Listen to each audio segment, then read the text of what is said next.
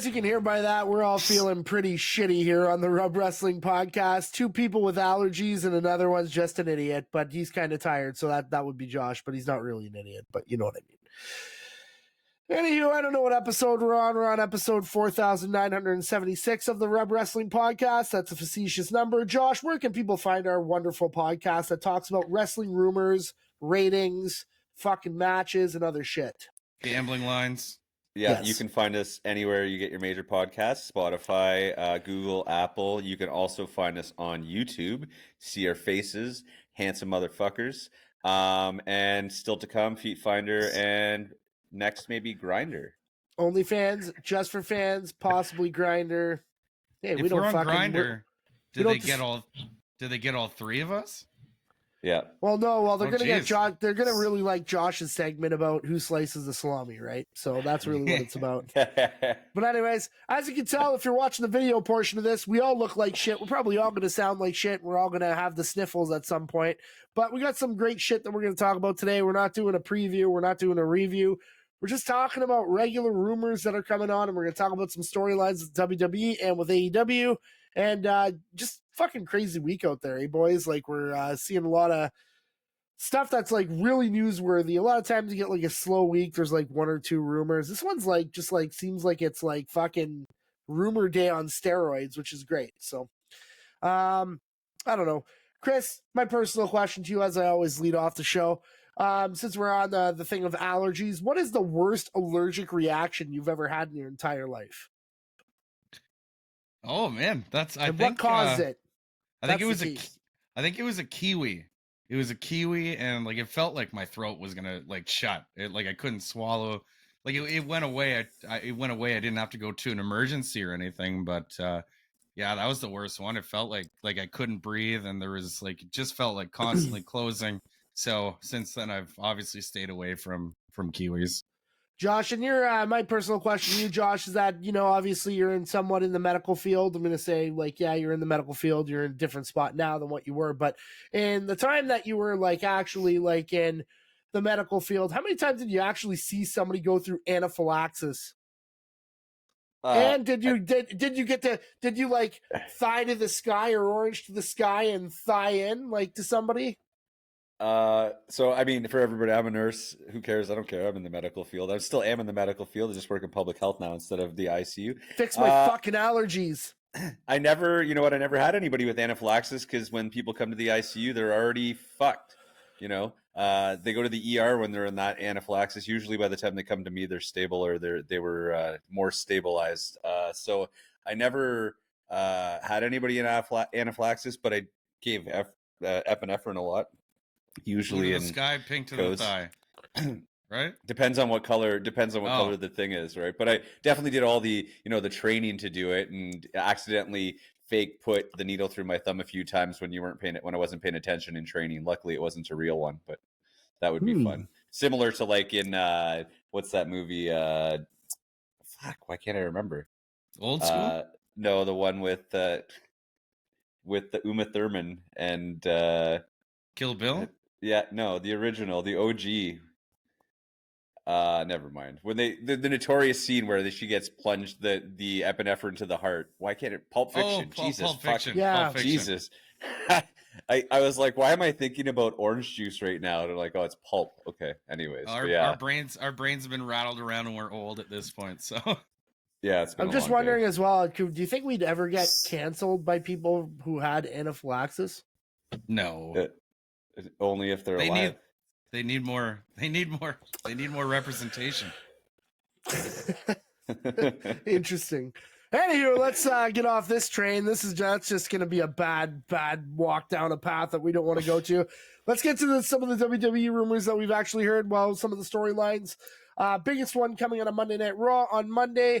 Rhea Ripley, arm in a sling, coming out, looked like somebody shot her dog or cat or something, and has to unfortunately relinquish the WWE Women's title due to injury, and it looks like she's going to be on the shelf for a few months. Favorite part about it was nothing pissed me off more than the person who actually ended the streak of Rhea Ripley out of all people was Liv Morgan. Go fucking figure that one out, eh? So, Josh, how big of a loss is this to not just like Monday Night Raw, but to SmackDown, to the WWE as a whole with Ripley being gone? Do you think her presence is still going to be felt with her being off the shelf, or do you think that this is a big blow to the women's division?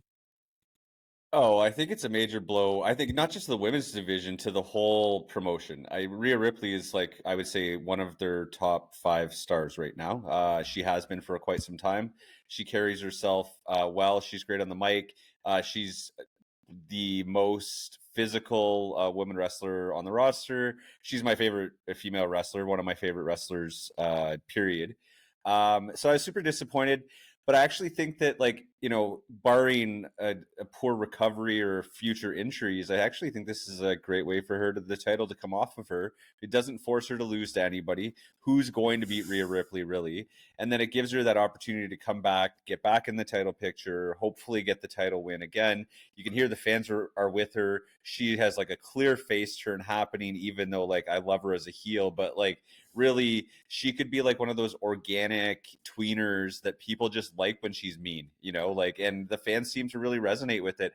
So I think it's good. I agree that it's kind of funny that Liv Morgan's the one that hurt her in the little scuffle that they had. And it's like, I mean, like, if it was anybody besides Liv Morgan, like, if it was Zelina Vega, that might be worse, right? Because, like, it's just like they're so much smaller. But anyways, I think I'm bummed that we won't get to see Mommy on TV, but I'm happy that I didn't have to watch her take a loss to lose the title, and I think that it'll actually be better for her run. I would have to agree. I think, you know what, you look at the times that Chris Jericho kind of like stepped out or, did whatever. And, we're kind of seeing something kind of unique happening as well with potentially what we're seeing with Bo Dallas or whoever that is behind the QR code that we saw last night. That's something really interesting that kind of comes through. And, but being able to take time off, have vignettes, have the people kind of, twist your head about certain things is a good thing. I think there's a couple questions that really underlie what's going to happen to Rhea Ripley moving forward in the next few months, because we're starting to see a few things with the Judgment Day, what we saw last night with Priest kind of like, okay, I'm now the de facto leader. I have the world title, and him kind of bossing around Finn Balor there a little bit last night. And, the team was aligned, but it looks like there's some seeds of doubt there. But Chris, I'm going to kind of go off. Did you get to hear, it's funny that Josh mentioned Zelina Vega. Did you get to hear her story about what happened on the weekend? No? Josh, did you read this Zelina Vega article? Like, her costume designer or something complained that she stiffed her or something. I didn't read I saw the story and I was like, I don't care enough. No, just basically that's what it was. So basically, like, they're now the whole, like, basically Zelina Vega is like heard from the internet where people just really don't like her now, and she's just a terrible person, and that's what the internet does. And so the internet wins every time. If you haven't seen it, it's really interesting. Now, my real question for you is, Rhea Ripley's out for 6 months. World titles on the shelf. Probably see a tournament. We'll probably see something crazy. We know that Becky Lynch is off right now. Who would you give the title to really have a run that can go through for this beginning part of the year? Because I always love this time of the year because you can kind of put the belt on somebody that isn't necessarily like your S tier status and give them a run to see how it would. So my question would be, and we'll come back to Josh, but Chris, who would you put in this spot right now if you had to? I think this spot, everything that's happened is tailor made to put it on Nia Jax and see what she does. Why not? Why not, right? Like, she's been there, she's back. Why not? If the only other pick I'd have, like, and I guess I go more on nostalgia or like I look at somebody's like track record and that's how I go with it. Like, even Natalya, like she hasn't won it since, like, it was like just a Divas title. Like, I don't think she's ever actually won the actual, like, non Diva branded title. So I think as a transitional champ, because naturally with Rhea out, it should shake up that division, right? We need to have somebody who, but we always know Rhea's coming back, so we do know that person's kind of a placeholder in a way, unless they become better. But I think I would do what I would want to do is I would want to see Nia Jax take it. I want to see what she can do. Like, since she came back, she's kind of impressed me. She looks better in the ring, so have her go out and just, actually test to see if she can do it. If not, I mean, it's not hard. You have tons of talent that could just, on a PLE, could just take the belt off her. It's a good question. I think that's a good choice. And Josh, who would you lean to in this situation to try and take the gears just for this early part of the year before we start going into some of the bigger pay-per-views? I was kind of I was trying to think of who could do it besides the obvious culprits, and I was thinking like almost just like Chris, that Nia Jax would be my pick, not because I like Nia Jax, it's just because I kind of see like she's really the only other one who's super dominant, who isn't like Bianca Belair or someone who's got probably a story that's already going. I don't think you bring Becky Lynch back, and please don't put it on Liv Morgan. Like, holy crap! Like, we're not like I would, I don't know. Like, if you were to say like who I would like to see with it based on their talent, I'd like to see Tiff Stratton. But it's way too soon for her. I think just because she just came up. I don't think that they're going to do that, obviously. But that's who I would pick. Tiff Stratton is my pick for future champion, if not soon to be champion. I think the thing about Tiff Stratton is I think it's not that I don't think it's too soon. I think like she's good. I think it's just a scenario where you can't just run her into that spot. And I think Nia's been kind of sitting in that spot. It makes sense. And you're right. Like, she's just this massive talent that's just been kind of waiting to kind of step up. And I think you have the ability to make a star out of it. And I think with the match that they had in Australia with Rhea and Nia, like, I would love to see, Rhea kind of get back in, rehab, do whatever it is, and get back in the ring within, like, let's say 4 or 5 months, and let's get this thing done. And then, like, try to have her look a little bit weak on the build-up, like she's kind of rusty. Like, we kind of look like, I'm not saying like you have to be super weak. Like we watched Sheamus last night, and I was like, you know what, Sheamus, like, who the fuck am I? I'm a big fat guy, but like, Sheamus looked a little bit soft last night when we were there, just because I think he tried to rush back in the ring a little bit too soon. Now, not a bad thing. I mean, compared to he's like a fitness influencer, so yeah. No, obviously. like, I mean, it's just but, like, all I'm saying here is that it just wasn't his typical body that he normally has when you're there. Right. He's been out with a neck injury, so I'm not talking shit. I'm just saying. No, it's just very uncommon for him to look like that. Yeah, and he looked like very sweaty early on, and it's also that's a fucking hot arena too. If you've ever been to the Bell Center, it's fucking hot in there. Let me tell you, especially with the lights, but. Anyways, yeah, we got a nice run on Rhea Ripley. Rhea, from the Rub Wrestling Podcast, we love you. We hope you feel better, and we'll see you in a few months. Peace. Well, we're not done the show. How do I do the heart? I don't know. Like, yeah, there we go, something like that. Yeah, that's for Rhea, for mommy. Yeah, but kind of getting away from that. Some different things coming in. Next topic is we're going to talk about a little bit about Drew McIntyre.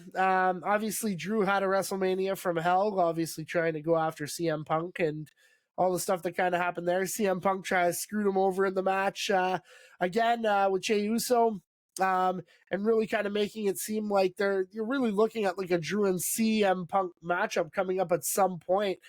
Possibly as early as Payback, right? If CM Punk is going to be ready to go, who fucking knows?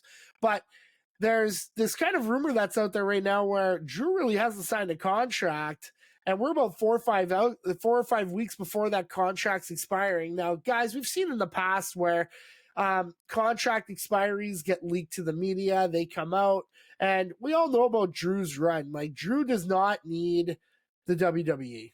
Like, he really doesn't. He can go anywhere and make a lot of money, and he won't make the money that he makes in the WWE, but he can make a living on the indies and be, like, comfortable with what he has with his life. Now, the question is, Josh, we'll start with you on this. When you look at his contract situation, is this a fucking done deal? Like, is he signing this contract, or do you honestly think that there is a scenario where he can go somewhere else and really test the waters and really be a world champion, that he wants to be that main number one guy? What are your thoughts? Yeah, I don't know. I think that he signs with WWE ultimately. I think that that's the place that he belongs. I agree that he could go anywhere else and, perform well. I'm kind of getting tired of like watching these guys go to AEW. Not to say that I don't want to see them perform, and like for me, it's like I'm really more interested in the development of some of the newer wrestlers versus like moving in these guys from WWE who won't get what they want in WWE and go to AEW. I don't know. I think he's going to sign the deal. I think that, you know, they're both kind of talking about it. He probably could get good money out of AEW. I just think that they have too many stars there already. Like, is he going to come in? I don't know. Like, you bring in a guy who just lost the WWE title to come win your title. Like, what does that kind of say about your promotion? And nothing against him, but like, you know, you look at the work that they're doing with Edge or with Sledge or Adam Copeland. It's good. But he has a storyline there. Like, he had a kind of instant storyline going in there. Like, what's Drew McIntyre's storyline? Like, I'm a big Scottish guy. I'm still Drew McIntyre. Like, I'm going to be the different name that I was, you know, like, we're going to have a new name. I think that he does better in WWE. I really like the work that he's doing in WWE. I want to see him crush CM Punk. He's going to lose to CM Punk, obviously, if he hasn't signed especially if he hasn't signed a contract. But I think that he should. I would love to see the character development a little bit more with what he's doing in WWE. Yeah, it's really interesting to kind of see how it's how it's all going to play out. Like, Chris, do you think he resigns? Like, when you're looking here, do you think they're I want you to be kind of the other side of the argument. Do you think that there is a chance for him to move on and really, you know, maybe get what he wants? Do you think there's a chance that maybe he kind of doesn't resign the contract, but takes a little bit of time off before he makes his decision? What are your thoughts? I mean, because chances are, like, he's already in the plans for television for the next 6 months or 7 months, and what are you going to do if he hasn't signed in 4 or 5 weeks? Is he trying to really just try to get, you know, more money or whatever it is? I don't know what it is, because obviously we don't have a fucking clue, but what do you think's going to happen here? When you look at it, like his record and like at WrestleMania weekend and everything, it looks like he's putting people over, right? So he put Damian Priest over, a first time champion. He put Uso over in the number one contenders match for that.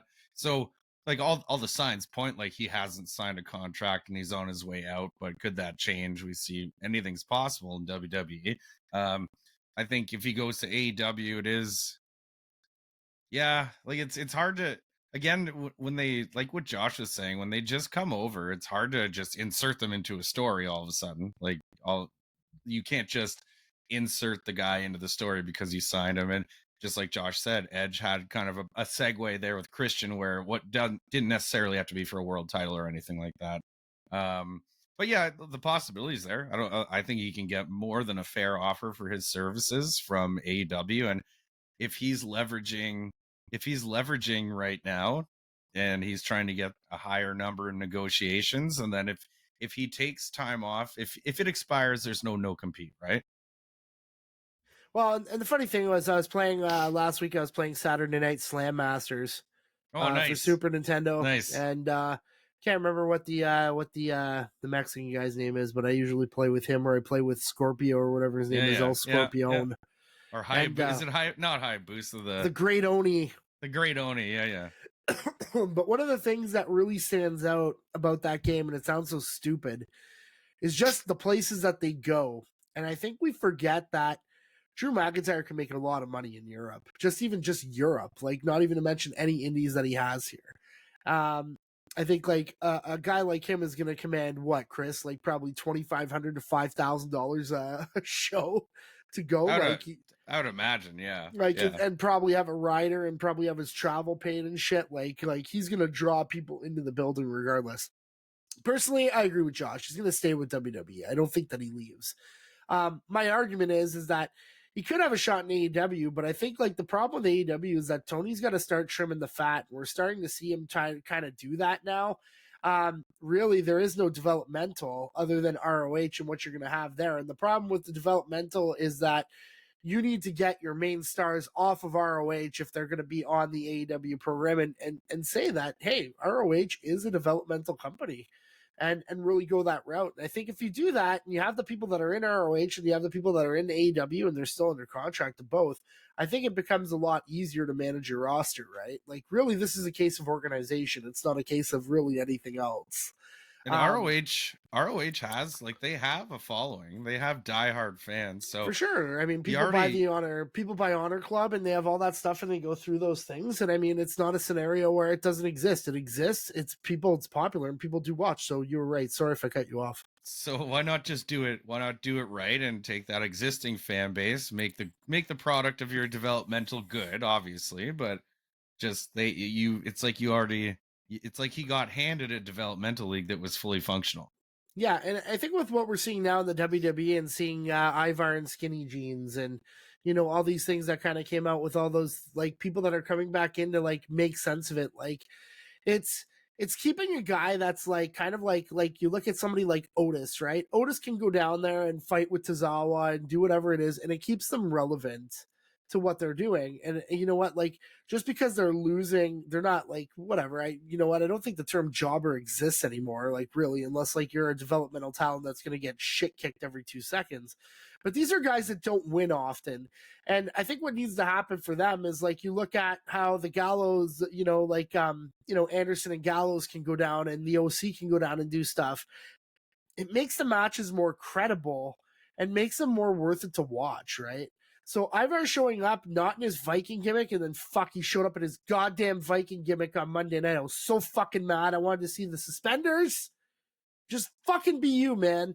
And then, he has a great match with Sheamus. I mean, nobody's knocked any of his matches since, what's the other guy's name? Eric or whatever. I think Eric is his name. Eric.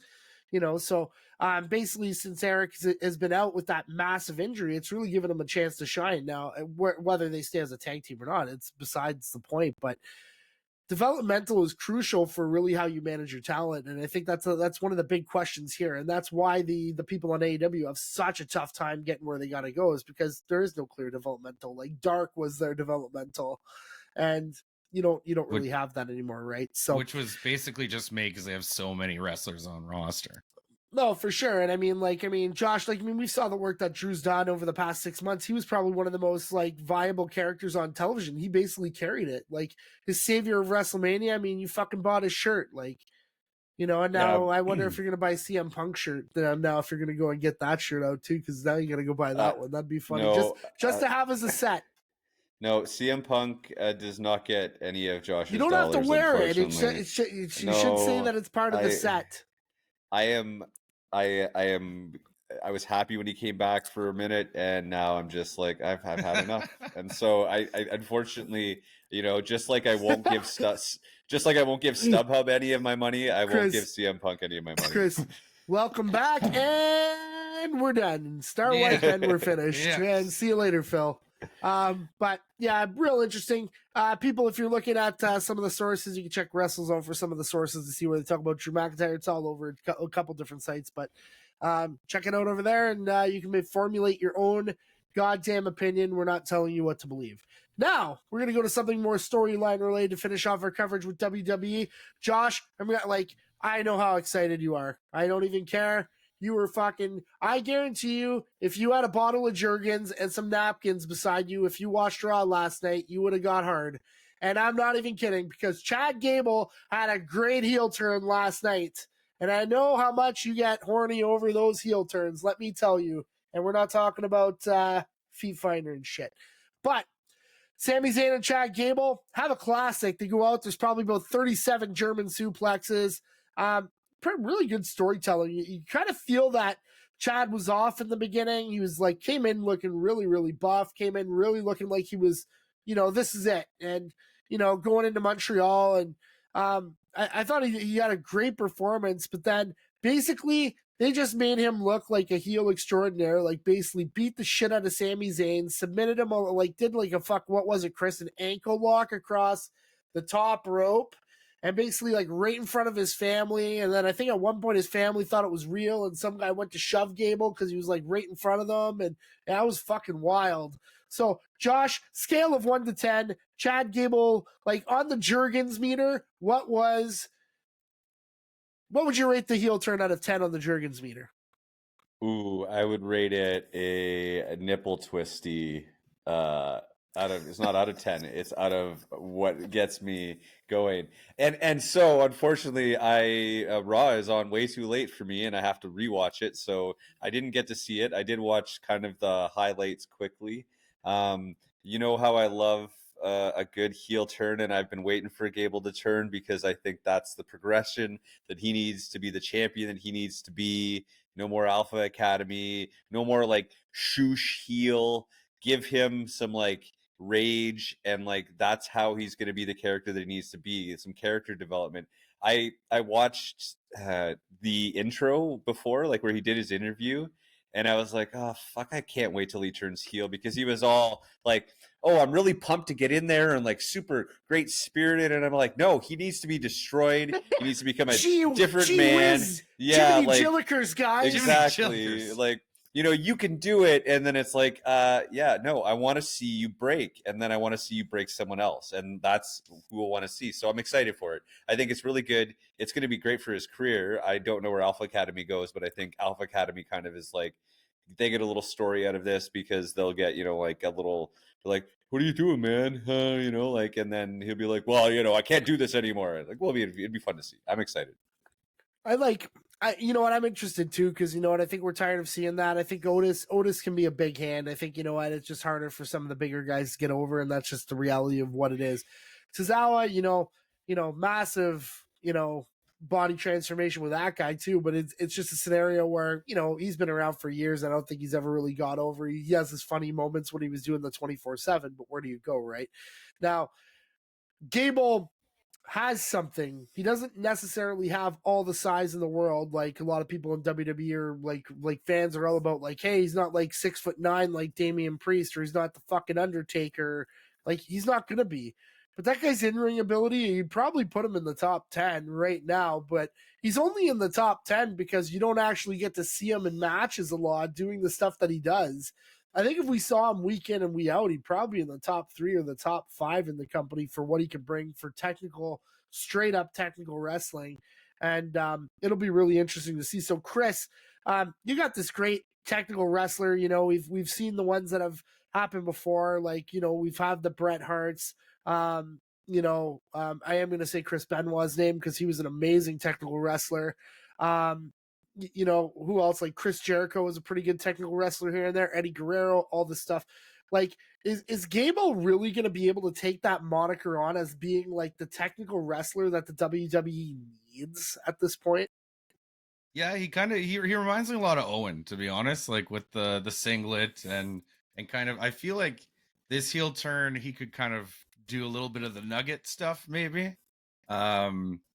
I do think this is his big chance though, and like I think him going heel is I think we're gonna see, like what you said, we don't see him in the ring all the time. I think now we're gonna see him with not like enhancement talent. We're gonna see him get wins, right? Because he's a heel, and heels usually get more wins. So I think we're gonna see a lot of his wrestling ability, and I think he can be this era's the start of this era. Is he could be that guy they look at as the Daniel Bryan of WWE in this era. He could be that hard worker who can do everything in the ring, and let's see how far they go with this, because I like the sky's the limit for him, really. Like it's so much easier being a heel, and he's been trying to be a face for so long. So I don't know. I'm like Josh. I'm looking forward to it too. But yeah, I think he can totally set the bar for, he can set the start of the bar for what a technical wrestler will be in this era.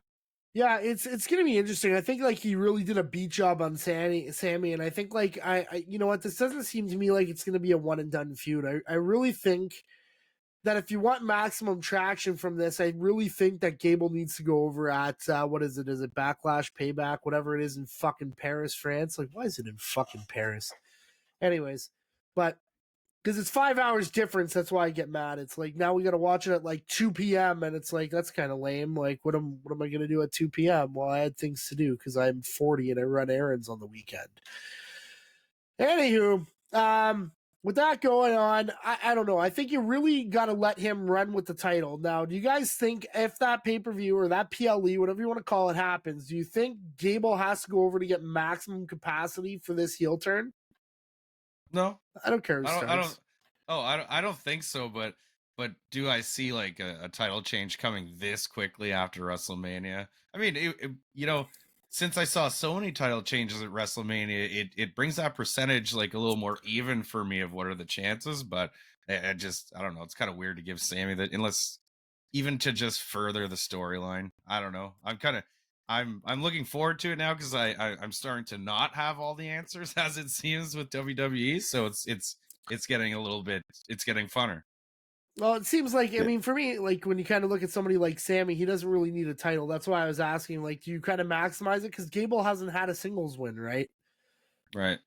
Yeah, I think that this is destined. Why not make it a run up to SummerSlam and like have them have their feud at SummerSlam where Gable has got this arc, right? Because like I feel like if you capitalize on Gable's turning heel immediately, like the next pay-per-view, it's just like I'd rather see his character arc a little bit more. I'm not saying that Sammy can't That's a good lose, call. but like what if he costs Sammy the title and he instead, right? Like where it's like they have a little feud and then he gets his little title. I don't know. I don't care how they write it. It's just like it'd be weird to have him not wrestle at WrestleMania, then turn heel and then immediately win versus Sammy. Like it just seems like they could have almost did that at fucking WrestleMania. Then like they could have if they're gonna make it fast, they could have made it faster earlier and had him turn earlier. It's like condensing months into like just a quick turnaround. I think it's easier. It's just, I think the reason that I think of that way is that it's an easier sell for, like I've said before, it's not an easy sell for him to beat Gunther, right? It's an easier sell for him to be Sammy because Sammy has shown in the past that he can lose, to a lower or mid card wrestler before. So it's a little bit different. Gunther hasn't shown that, right? Like Gunther might have like the odd, like embarrassing, what I like to call the embarrassing loss, but not really lose the title. But it's I don't know. So I can see where you're going with it. I think if Josh, you're right. I think the one thing that you did say is character arc, and I think maybe that's where it does need to go. I'm just gonna say, like, basically, if you're already gonna be feuding with Sammy anyways, you're gonna probably be feuding for the Intercontinental Championship. So, and if the bottom line is Gable's lost it like 4 times in a row, right? So it's kind of hard. Where do you go from there? Like, it's gonna have to be. I like what you said, where he says he costs him the title, and then they kind of go at it, and then he beats him, then he goes after that title or something like that. It'll be really interesting to see. So, death match. Otis wins, and then we have the second finger poke of death. And then basically Alpha Academy and Chase University from NXT merge. They have a merger. Yeah. Then we have a brand new stable, like, and then the Creed brothers are back, right? Yeah. So yeah. That'd be fucking hilarious.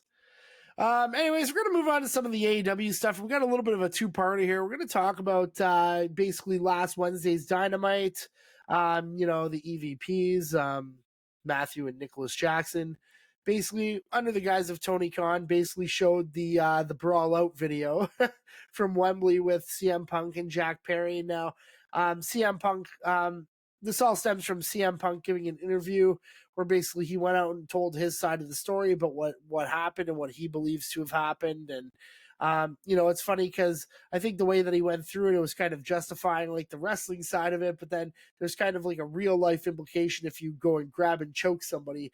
Now, we're not picking sides in this story. It's just going to be it's just an interesting way that they did it because it really seems like it's shots fired between AEW and WWE and what we're seeing. And one of the other things that this is leading to a lot of, and it's definitely not extinguishing the fires of tribalism that we're seeing on the internet when it comes to wrestling. So one of the things that we really enjoy here is really trying to enjoy both products.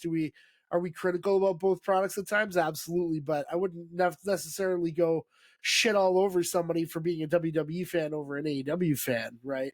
So this is definitely creating like some division, which is kind of really interesting. So this video happens. Josh, you kind of heard CM Punk's interview. He basically goes out, I don't have, quotes verbatim, and says, like, what do you feel is CM Punk's side of the story here? Does this video that they show make CM Punk look better, or does it make him look worse after the video comes through? Yeah, it's tough. So I hate all of it. I hate it. I was happy to see the video. I'm not surprised. I think that it makes CM Punk look like an asshole. I'm actually like when I was reading back some of the things where it's like AEW didn't need to show it. Like WWE is the big engine. Like why are they like they're poking at this startup company who they're not threatened by. CM Punk, left, he quit, he did all of these things. He's, like I just feel like they're picking a fight with AEW. Of course, AEW is like nipping at their heels this whole time, and they mentioned WWE, but like WWE is not supposed to let it bother them. But like, guess what? Your fucking champion used to be their goddamn champion, and like so like. There's some credit. You got to give credit to AEW for like making their product to a point where WWE is actually noticing and like making an effort to try to take them down. Do I think it's stupid of WWE to do that? Yes, because I think it's petty. They don't need to do that shit. See, the same thing with Triple H making comments about, kind of making comments about Will Ospreay, and it's hard because then like if they don't comment or say something, then it's like, oh well, like WDB got over them. But if they say something, then everybody from WWE's things like, well, why can't they just let it go? And you're like, oh, they shouldn't have said something, or like he fucked the guy's daughter, and it's like like you can't expect them to not respond. I know that I like AEW, and so like, and I like WWE too, but I just think it's all kind of petty, and everybody should just fucking wrestle and stop with the malarkey going back and forth. But I will say what CM Punk said in the interview and what he did, he looked like an asshole. I don't care. He went, regardless of what Jack Perry did or what he thinks, CM Punk was entitled. He thought he was entitled because he was the big draw and he assaulted someone. 20 years ago, that's just what people do. They solve their problems with punches to the face. And, like even Kenny Omega said, like, sometimes guys get heated and that's kind of what happens. And it might not be right, but that's what happens. But like the fact that CM Punk brought it back up, he didn't need to do that. Like he's trying to bury them for no reason. They're not like, not to say they're not coming back out of it, but like Jack Perry's the one who's suffering the most. He's the scapegoat in this. CM Punk's getting paid. Now Jack Perry's got the shirt and he's making money. But like, fuck, like the kid is trying to make a living out of this, and CM Punk, the biggest name in wrestling, it just shit all over him for nothing. Yeah, it's a really weird scenario because when you start getting into like the internet and you start kind of going into the depths of hell, like I like to call it, when you start going through Twitter or X or whatever the fuck you want to call it, and you go through all this, and you know what? There was a couple of real different facets where after that aired on Wednesday night, people said that AEW looked worse off for airing the video, and they said, I think somebody said it best was, you know what, like, yeah, you can respond. He said that they felt that Tony's over emotional and probably shouldn't have responded because they literally went out and got the 3 biggest free agents in the summer and over the WWE, right? But I agree with exactly what you said, Josh. We're going to get into Jack Perry's side of the story here in a second. Now, Chris, you watched the video, and and it's funny because out of all this, we have the EVPs, we have Matt and Nick Jackson who have their side of the story. Really, it's funny that the intermediary out of everything here has really been an injured Kenny Omega. He's been the guy that's really just been telling the truth and just like been saying, hey, like my job in the scuffle was to really make sure to protect Larry the dog. Yeah. And like went out because there's an animal there. Like CM Punk's a fucking like I agree, he's an asshole for doing that. And you leave your dog and then somebody else goes to pick up your dog and watch your fucking pet while you strangle some fucking guy. But yeah, at the end of the day, I think it really made everybody look bad. It made AEW look bad, and the sad part is it made AEW look bad because CM Punk was under their banner, and that was the stupidest part. But Chris, when you look at this situation as a whole, what are your thoughts on it? Do you think that AEW came off worse for wear here? It's hard to say. Like it's hard. I've been seeing a lot of throwbacks to like 2000s WCW and what we're seeing, right? I can see it. Like I can see it a little bit, but like, what are they supposed to do when one of WWE's biggest stars, who used to be their champion, goes on the Helwani show and literally just shits on the product, says he called it a joke and he quit? Like, what are they not going to respond? Like, and the only reason they could have released this video before, like they had it, obviously. So basically, they're just sitting there, and something happened where where they didn't believe that the one side of the story was true, and they felt what they had proved it wasn't. So I don't blame them for it. I mean, like maybe I think it was put together like really quick, because even with the EVPs, when they did the kind of their thing in front of the TV, didn't feel as genuine as I thought I'd like it. You couldn't see the scapegoat in the shirt barely, so it looked like it got thrown together. But like, what do you expect them to do? You expect a company just to sit there and take a shit on like that, even though that's not how it happened? I mean, I understand Punk said, "Oh, I got to go with Chael, and you can't get close to me." But Jack Perry just had his hands in his hair. Like Vanderlei Silva was about to attack Chael Sonnen. So those are two different parts of the story. So like Punk clearly pushed him and then choked him. So I I agree with Josh. I think it's both petty, but at the same time, you can't like. I think the backlash should be even worse if somebody said like, "Oh, don't you have those videos, Tony? You won't even show them." Like Punk must be telling the truth, right? So it's hard. Like where you're damned if you do, you're damned if you don't. And like with what you said about Chael Sonnen, when it was Vanderlei Silva that approached him, whereas in Right. this situation, CM Punk went directly to Jack Perry. Jack Perry was standing there. So if anybody should have got pushed or punched in the face, it should have been CM Punk. Like, and he's lucky that Jack Perry is the size that he is, because let's say it was Will Hobbs. You think he talks to him like that? You got to be fucking kidding me, because CM Punk knows where he stands, and he's not picking on anybody who's bigger than him, who's whatever. You don't see him doing what that with a Joe. You see him doing that with a guy that he thinks is in a vulnerable position that can't do anything about it. But I guarantee you put him up against a fucking Will Hobbs, and he doesn't run his mouth like that. Tony should bring in Mickey Gall and just pay him millions of dollars. That's First funny. guy, he's the guy who beat Punk in his UFC debut. Yeah. So now, but this is going to bring us to the second side of the story, because the second side of the story is a little bit more unique, because obviously Jack Perry's going through this transformation that we're seeing, in NJPW, and he's still under contract to AEW, but there's been like a lot where he actually did an interview and he said, he was trying to find out where he stood with AEW, and basically tried to reach out to Tony, tried to apologize, and he was saying that nobody ever really got back to him.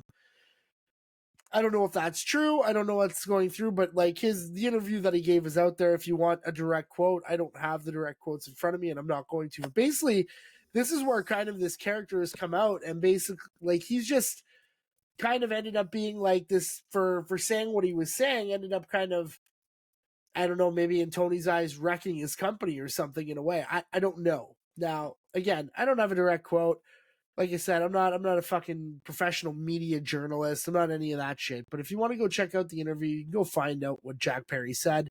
It's there. Now, he's saying that he's gone out with NJPW, he's ripped up his AEW contract. Obviously, he hasn't done that. He's still getting paid. But this has really led to a really unique character switch for him, and I think it actually suits him really, really well. Now, Josh, when you look at Jack Perry, there's been somebody was saying, I think on our podcast like a week or two ago, they're saying, oh, like he's an asshole in person or something. I mean, I don't fucking know the guy as far as I can throw him. I have no clue. But do you think that this situation is going to be beneficial for him in the long run with the traction that it's getting in the media for what's happened? He's kind of not really talked about what happened with Punk, but he's talked about what's happened with Tony, and he's kind of gone through this, this he hasn't spoken very much other than that one shot. So do you think that he's really on a trajectory in NJPW to really turn some heads? Yeah, I mean, I think he's striking while the iron's hot. That's for sure. I mean, the fact that his shirt sold out, like he's making money off of this opportunity. I mean, he's never gonna, not to say never, but he's nowhere near the level of CM Punk. So it's like, is he gonna get that response when he comes back? I don't know. Maybe if he feuds with Tony Khan, that would kind of be cool. Like I'm not saying that like I want to see Tony Khan get more involved, but like maybe if it's a little bit of a work, like where it's kind of a shoot, but is it a shoot? Like kind of, and not to say kind of back to the days of Punk when Punk was feuding with Vince, but like, that stuff works. And so maybe that's something that would work for him. He's still a little small. I think that he looks like he's putting on a little bit of muscle and weight, but he's still he's not tall. So like he kind of is that mid-carder, like, is he, you know, the headliner? I don't know. But, you know, a guy like Orange Cassidy gets over. I really think that Jack Perry can do something with this. Whether or not he's an asshole, who knows? I mean, he's a son of a famous person, so he probably grew up with a silver spoon in his mouth, and, like, you know, there's a chance that he's an asshole, but there's lots of people who are assholes, and you know, I really think in this situation that that Punk is very much shown that you can't trust anything that comes out of his mouth, because he lies very clearly. Whether he, even if he speaks in half truths, I don't trust anybody who says as many lies as he has about the situation. And so, you know, it's very clear based on the video that was posted that CM Punk lied about some things. And at that point, then I don't trust him for anything. And he was the aggressor in this situation. Whether or not he feels disrespected, like, I don't know why he thinks he deserves the respect of any of these guys. He'd been on the shelf for so fucking long that I don't think that's the case. Now, Chris, there's the big question really becomes: does he basically end his exile in NJPW? Do you actually think that he's going to make a return to AEW and really be able to kind of go through the scapegoat character? Because I think if he gets back into AEW, I think you're going to give him a massive fucking promo that's really going to kind of get him over back with the fans, because he was one of the most over groups as Jungle Boy. He's got out now, shed that Jungle Boy image, and now he's kind of got this character. And he literally went out in Chicago and basically put on his jacket, said "Cry Me a River" on his jacket, which was the same thing that he said to Punk. And they actually didn't boo him, if you actually watch the entrance. He said that in the camera at Wembley. Yeah, and so, you know, really, really interesting to see that the fans actually bought into him at the Windy City show. So what are the odds do you think that he actually returns? I'd say pretty good, especially with all this. Like, it's a story, right? It's naturally, and one of the EVPs, was it Nick? I love your work. Yeah, or the one who had he had a scapegoat shirt on during when before they showed the video. So, like, clearly they haven't totally forgot about him. I think now is extra makes the juice extra worth the squeeze, because all this has come to light, and, like, he's ablaze now. He's on that internet wrestling community's tongue, whether he wants to or not. So why not bring him in now while you can, again, we like to use it quite a bit, strike while the iron's hot, right? So he's about as hot as he's going to be outside of AEW right now. So I think it's coming soon. But is he white hot? I don't know about white hot, but he's hot. He's hot. Is he orange or red hot? Orange. He's orange hot. Chris, watch Josh's face. When you think of red hots, Josh, are you automatically thinking of either Jack Links or those Slim Jims? Oh, I was thinking of the candy or red hot hot. dogs. Or hot dogs. I was thinking of the spicy candy red hot. Spicy candy. Oh, the lips. No, there's like little, like, I mean, they're kind of like Mike and Ike's. They look like red hot. Aren't they called red hots? Tamales? Hot tamales, maybe. Yeah. Oh, hot tamales. Okay, I gotcha. It's fucking weird that I was thinking about that. But anyways, there's a candy called Red Hots. There are Red Hots. Red Hots are hot tamales. They're the same shits. Okay. Basically. So I thought I was losing my mind when you looked at me like that. I can't remember what the Slim Jims are here. Like, are the Slim Jims still Slim Jims that you buy? The ones that you buy, those slim ones? You can.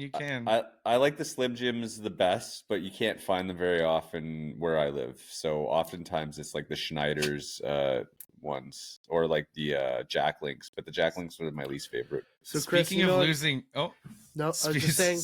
You go ahead, Chris. Speaking of losing your mind, do you remember being put in the box, Josh, when we try to put each other in the box? Yes, like, kind of. Are you fucking high, man? Yes. Now that you say it, I do remember it. And you put you in the box, and it was very frustrating. Or talk without saying anything, just moving our mouths. I remember one time I came into a room and you guys were just dancing. Like, all of us, so like you, Greg, Kent, and I think John Blanchard. Me, Kent, and Johnny B. Didn't we have a wrestling match after that too? I don't know what, but I just was like, I came in and all of a sudden you all just stopped and looked at me, and I was like, I guess I'll close the door, because like you're just dancing. It was weird. It was like, didn't we have like a worked wrestling match that night in Johnny B's apartment? Might quite possibly. Anywho, we got one more topic left to go here, but yeah, you got definitely. I remember the box. My personal favorite was picking grapes off people. That was my favorite. Anderson, I was like, you fucking high, man? Chris, when he used to do that, oh, fuck. Oh my God, what's happening? Now, our last AEW topic, we're going to talk about at the same Windy City show that we had on the weekend for NJPW. Basically, Jon Moxley wins the IWGP heavyweight title off of Tetsuya Naito. Jon Moxley is now like the only person that has won the WWE like big gold, like the heavyweight championship, being a world heavyweight champion, WWE, AEW, and the IWGP heavyweight champion. Chris, is Jon Moxley bigger than Jesus? No, but I mean that's impressive, you know. Like you gotta give the man his props for doing that. I've never been a Moxley fan. Don't understand why people like him, but you have to respect that, you know. So like he's gone out there and he works multiple companies.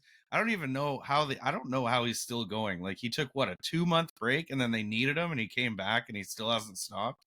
So you gotta give it to him, man. He's out there for us, and he puts on a show for us. Whether I like his character or understand it, I respect the shit out of him.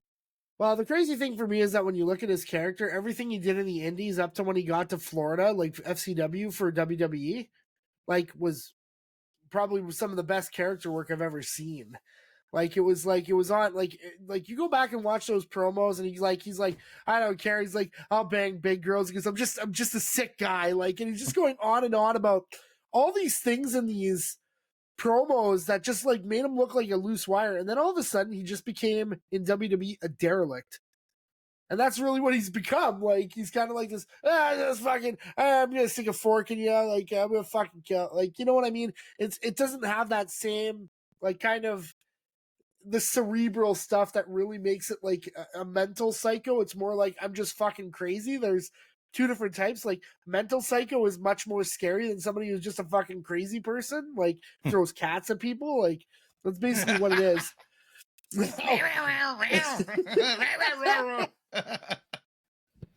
Oh man, I'm gonna watch that. I'm watching that tonight. The crazy cat lady. They call her the cat lady. Yeah. Now, Josh, when we think about like something that Moxley's done here on the terms of like the scale of it, it seems very, very close to like Chris Jericho being the first undisputed champion. Now, when you kind of look at that, which one do you think would be bigger? Do you think it's Jericho's accomplishment is bigger, or do you think that Moxley's is bigger? Or do you just think that I'm stupid for asking that question and they're both like just in their own universes, like they're their own galaxies?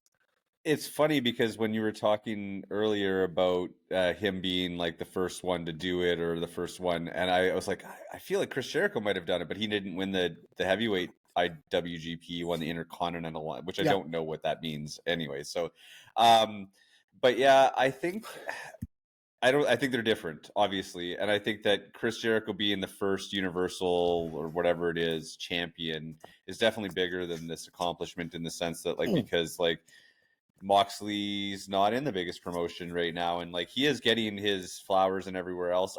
I'm kind of like Chris. I actually like his in-ring work.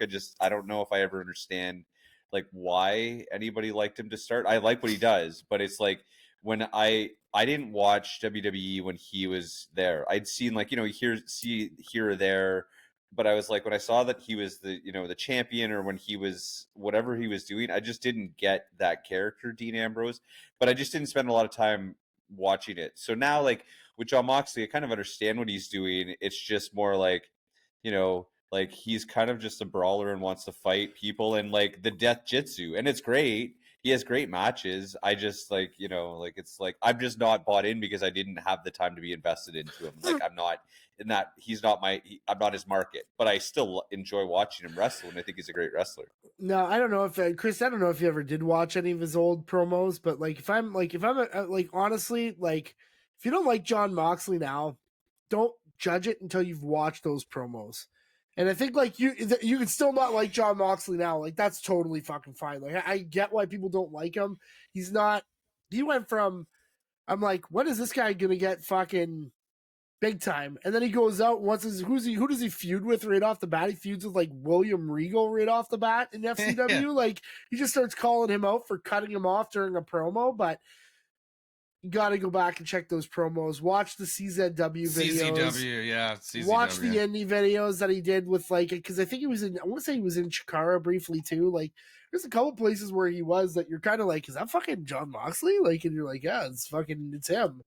It's hard to put my finger on. There's just like it's not that I don't want to dislike, like I don't want to not like him, but even the CZW stuff, I watched it and it just doesn't get me. Like it doesn't pull me in for some reason. I can't substantiate it, but there's some reason, there's something I just don't like, and I don't know what it is. I just remember watching those videos a long time ago and saying, like, I remember watching them like 5 years before he made it, and I'm like, this guy's gonna be a world champion. Like, there's no doubt in my fucking mind. It was like, you know, you get off Husky Harris and then you go to Bray Wyatt and you watch Bray Wyatt's first two promos and you're like, this guy's a world champion. Like, he just did the first two promos.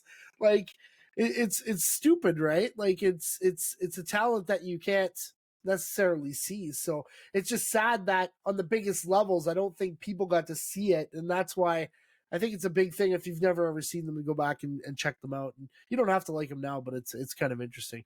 Anyways, we don't really know much about the match. I don't think any of us watched it, but just a really big accomplishment. He beats probably one of his I know Naito's kind of been a thorn in his side for some of the stuff, so it was interesting that he actually got the win over him. So pretty cool. Hopefully we'll be able to see it at Dynasty. I think Dynasty is the 21st. It's going to be on Sunday. So yeah, we're not going to be doing a preview show for it, unfortunately, because just the way the scheduling's been going, but we will have a review show when Josh is going to go away for a bit, but for some work related shit, which is cool. But yeah, he'll be back. He's not for a rock hiatus. I'm not going away to the joint either. I'm not doing any time. Josh, the bearer of great wrestling t-shirts. Now, Josh, go ahead. It's the end of the show. What slices your salami, or what marks you out? I don't know which one we're doing today. It's up to you. Yeah, so you know what? I have a few slices of my salami, but I'm not really into them. So I'm gonna do what really makes me mark. First, I want to say that the new tag belts that they presented were fucking awesome. They put them out, and it did make me mark. But that's not what really makes me mark. So I watched Rampage, which is like weird but I had an hour to kill. And Don Callis, he cut a promo that I think you got to go watch. And he said to Kyle Fletcher, and this really makes me mark, he said, I want you to pull his eye out. Pop it. Have you ever done that? Oh, it feels good. Trust me, it feels great. And like, he's like, I just was like, oh my God, Don Callis, you really make me mark on this one, because like, and the way that he said it, like, you ever make someone's eye pop out? And he was like, no. Kyle's like, of course not. Like, I'm a human. And he's like, it feels great. It's like, fuck. Where does he get these promos? You gotta watch it. He's going back to his days when he was the Jackal in the Truth Brigade. Oh yeah, the Truth Commission. Yeah, it's Truth Commission. You gotta don't sleep on Rampage. Every once in a while they got some good promos there. I think like it's I for an hour it's an easy hour to kill, and yeah, that really made me mark. I think the Saturday night show is kind of where they're kind of suffering, because I think it's kind of really hit or miss for some of the stuff, like, and especially because when you watch kind of the service, the way the service provider is, you watch WWE, we can watch, we can show up to SmackDown an hour late and watch it right off the bat, but on this is what fucking slices my salami fucking TSN is that we have to wait like 48 hours before we can watch it. Like, just fucking put it up like the next night, or put it up like an hour after it goes through. Get the feed, fix it, fucking let us watch it. So, I mean, I get it. It's ratings. It's a ratings business. But at the end of the day, we're on a stream. So kudos to Sportsnet for doing it right. And kudos for TSN for not doing it right. So TSN, fix it, and I'll give you your kudos. End of story. We're not hard to please here. But sponsor us, though, and then we'll say it's great. Yeah, put us on the fucking show or else. Yeah, give us our own show. Tony, I know you're listening. Yeah. We listen, I don't know, on TSN we listen to, what is it? I listen to Woodbridge in the Morning or whatever it is with Carlo Koliakovo on TSN, whatever, 540, 1050 or whatever the hell it is. Give us a wrestling show on radio. I won't swear, I promise. Anywho, this is the end of our show. Chris, anything that you'd like to add to finish her up? Well, I just loved Awesome Truth segment. Thought that was pretty awesome. There's nothing like even it was on Saturday Night Live this weekend too when Gosling was on. There's nothing I love. Yeah, there's nothing. Oh fuck. We went through all the skits today, and like he just busts the whole cast up, and that's one of my favorite things. What did Meltzer say? Who got Meltzer's text right there? But yeah. So one of my favorite things is like the Sammy stuff with the bloodline. My favorite stuff is the breaking, like the noticeably breaking. And he got Triple H good, especially with the I know what you're up to, Tommaso Ciampa. But yeah, so I like that. I hope we see more of it. I think we'll see more of it with Awesome Truth as belt holder. So that was just one of the things that made me chuckle a little bit. So, Chris, just because you watch Saturday Night Live, I'm gonna get real excited for when you put the Rub Wrestling Podcast logo in Papyrus. I didn't watch it. I just watched the. If you haven't watched, that's the funniest one. Josh, did you see that? Oh fuck! Right. So go watch Ryan Gosling on SNL. Like he basically loses his mind because the Avatar logo is only Papyrus, like on the thing, and he's like, and so he goes. The Avatar 2 logo, they changed it. And so it's like two segments, one where he loses his mind over the first one, and then he loses his mind over the second one. Fucking brilliant. So good. That's what I'm ending the show with that shit. Go watch that. So we don't promote Saturday Night Live, but fucking Ryan Gosling is a fucking Canadian gem. Pretty sure he's Canadian. Yes. He's Canadian. Okay, Breaker high. Yep. Breaker 1-9. Kent's intro music in SWA. With SWA is great, Josh. We had a mediocre booker who installed a glass ceiling. You guys had the best booker. You had the best booker. I think we needed like 3 more events because I just never really got my legs. I needed another couple events. I was finally getting strong enough to put Greg over my head. Yeah. And I would have loved to been able to perform at a higher level, but we had to give up. Yeah, we had no choice. Well, I mean, that's it. I mean, we can't do it now. Maybe we'll have a reunion show and we'll film it on here one day and we'll see what happens. But oh boy. With that being said, wherever you are in the world, good morning, good afternoon, good evening, and good night. Everybody here, Matt, Josh, Chris from the Rub Wrestling Podcast. We all bid you adieu. Have a great weekend. Cause the beats running copacetic.